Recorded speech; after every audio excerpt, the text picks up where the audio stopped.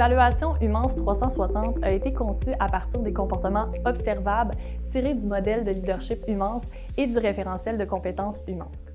Notre outil se distingue par sa facilité d'utilisation, sa rapidité de mise en œuvre et la validité des informations collectées. Pourquoi opter pour l'évaluation 360 Humance? Cet outil est le résultat de 40 années de pratique et d'utilisation dans divers milieux organisationnels. L'évaluation 360 de Humance est régulièrement révisée par nos experts et expertes afin de répondre aux plus hauts standards de l'industrie. Elle permet de donner une rétroaction fiable et valide à la personne évaluée, de lui proposer des pistes de développement et de favoriser une démarche de développement concrète à la suite d'une prise de conscience de son impact.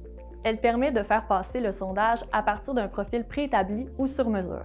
Les informations qu'on retrouve dans le rapport Humance 360, donc tout d'abord la section d'introduction avec les instructions, la signification des cotes, le taux de participation, un retour sur le modèle de leadership Humance, ainsi que le profil de compétences utilisé pour le 360 selon la dimension du leadership du référentiel.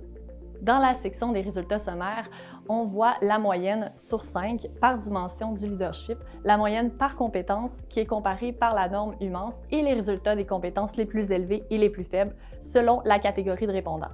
Cette dernière page permet rapidement de comparer les forces et les zones de développement mises de l'avant par les participants ainsi que celles mises de l'avant par les répondants, supérieurs immédiats, collègues, employés.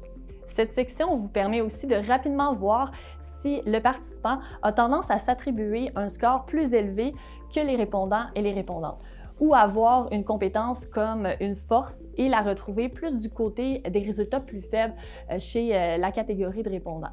Pour avoir le maximum d'impact avec l'utilisation d'une évaluation 360, il faut aborder celle-ci comme un processus avec différentes étapes.